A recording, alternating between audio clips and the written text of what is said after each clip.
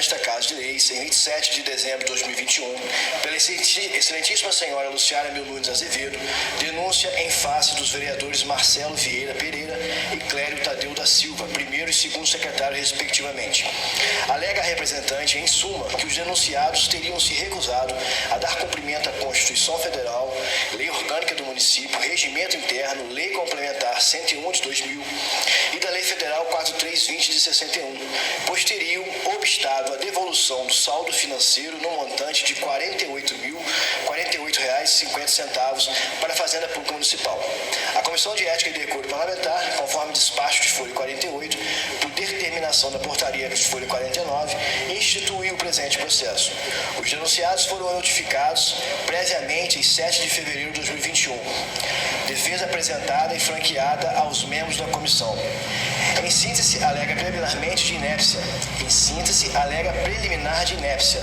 Haja vista a ausência de argumentos lógicos e não havendo qualquer respaldo probatório. Eis que em nenhum momento nenhum se recusaram a realizar a devolução do saldo financeiro no montante de R$ 48.048,50 para a Fazenda Pública Municipal, que inexiste prova nesse sentido nos autos, requerendo, por fim, a improcedência da denúncia e o arquivamento do processo administrativo em desfavor dos denunciados. Após a apresentação de defesa, a comissão entendeu por desnecessária a oitiva dos denunciados ou da denunciante e deu por encerrada a instrução probatória. Vistos e relatados, passa a decidir. Da preliminar de inépcia. Conforme bem salientado pela defesa técnica, o Código de Ética e Decoro Parlamentar da Câmara não traz qualquer previsão do que foi requerido pelo representante, sendo que a mesma só requer comunicação dos membros da Câmara no intuito de alertá-los sobre verba remuneratória, com suposto vício de iniciativa.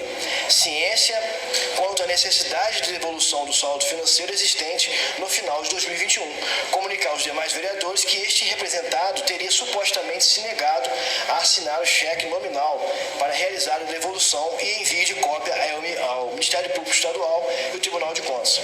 O regimento interno e o Código de Ética não prevêem regras específicas em relação às regras de aceitabilidade da petição inicial. Ocorre que, em casos omissos, deve ser aplicada a Lei 9784 de 99, que regula o processo administrativo no âmbito da administração pública federal, conforme simulado pelo STJ. Quanto aos requisitos de admissibilidade da inicial previsto na Lei 9784, o artigo 6º assim diz: o requerimento inicial do interessado, salvo em casos for admitida a solicitação oral, deve ser formulado por escrito e conter os seguintes dados: órgão ou autoridade administrativa que se dirige, identificação do interessado ou de quem represente, domicílio do requerente, formulação do pedido com exposição dos fatos e seus fundamentos, data e assinatura. Considerando que a peça acusatória não preenche os requisitos mínimos para sua aceitabilidade, deve ser declarada inepta e, consequentemente, rejeitada e arquivada. No caso em análise, a peça acusatória não veio acompanhada de um conjunto probatório mínimo apto a ensejar qualquer condenação aos denunciados. A Lei Orgânica Municipal prevê no artigo 12.5 que a mesa diretora da Câmara tem até o dia 31 de dezembro para devolver à Fazenda Pública Municipal o saldo numerário que foi liberado durante o exercício para execução do seu orçamento. A data do suposto acontecimento do evento seria entre os dias 23, 24 e 27 de dezembro de 2021. O prazo legal para que a devolução fosse efetuada ainda não havia se encerrado e, muito embora nunca tenha existido qualquer negativa comprovada dos denunciados, ainda havia tempo hábil para a prática de tal fato. Muitas de nossas conclusões necessariamente serão baseadas em fatos por ele protagonizados. É importante que se saliente que tais conclusões não têm nenhuma repercussão jurídica em outras esferas, a não ser exclusivamente neste processo. Assim, qualquer juízo de valor feito por esta comissão somente se presta para o fim do julgamento político do vereador relativamente à suposta quebra de decoro parlamentar, não produzindo nenhum outro efeito, seja na esfera administrativa ou judicial. Nessa linha, sabendo que as esferas administrativas e judicial são independentes, não resulta em ilegalidade ou nulidade a circunstância de eventualmente vierem a ser proferidas decisões conflitantes entre si. No julgamento político, a valoração em elementos das provas constitui campo próprio de atos interna corporis, onde a ordem jurídica conferiu exclusividade ao legislativo, sendo vedado ao judiciário adentrar no mérito da decisão. O judiciário não pode substituir o julgamento político administrativo da Câmara pelo seu. Daí Não se busca no judiciário saber se foi justa, injusta, inconveniente ou severa a deliberação da Câmara, se esta deveria perdoar ou não o acusado, pois este juízo é de mérito e a Justiça não pode substituir a deliberação da Câmara por um pronunciamento de mérito. Também em face da independência entre as instâncias, a Casa não precisa aguardar conclusão de eventual ação judicial para só então proceder ao julgamento pela quebra de decoro. No que se refere ao julgamento político, é importante ter em conta que ele é desvinculado em muitos aspectos das exigências formais e materiais inerentes aos processos judiciais em geral. No julgamento técnico realizado pelo Judiciário, a presunção de inocência tem maior rigor do que o do político, feito pelo Poder Legislativo. Na lógica do julgamento político, são admissíveis e consistentes certas presunções que julgadores técnicos não podem aceitar.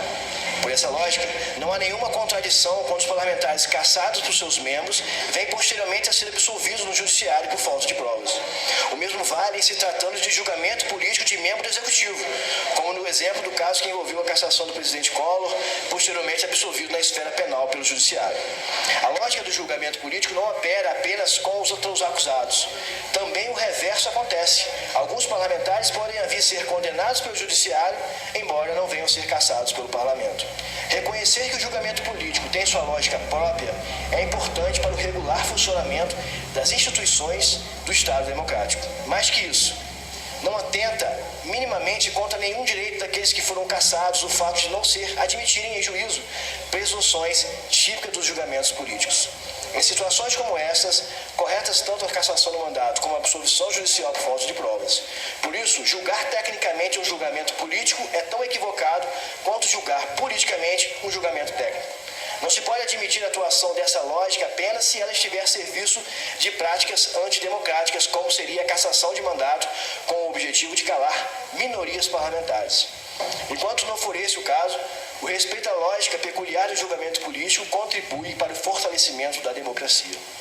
Nesse passo, considerando ser um julgamento político e tendo em vista a evidente falta de lastro probatório mínimo que comprove a suposta quebra de decoro parlamentar por parte dos denunciados, esse relator manifesta-se pelo arquivamento do processo administrativo nos termos da Resolução 653, de 2 de julho de 2021, de ciências aos interessados, publique-se Bom Jesus, de Itabapoana, 24 de fevereiro, José Luiz Rezende, do Carmo, relator.